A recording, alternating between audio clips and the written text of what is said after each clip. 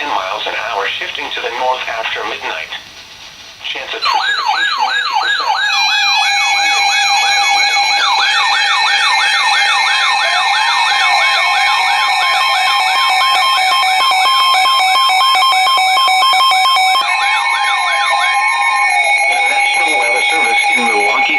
Has issued a special marine warning for Lake Michigan near shore and open waters to mid-lake from Sheboygan, Wisconsin to Port Washington, Wisconsin, until 9 p.m. At 8:04 p.m., strong thunderstorms were located along a line extending from 15 nautical miles west of Cedar Grove to near Port Washington, moving east at 25 knots.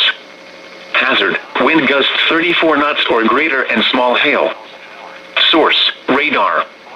Impact, small craft could be damaged and briefly higher winds and suddenly higher waves.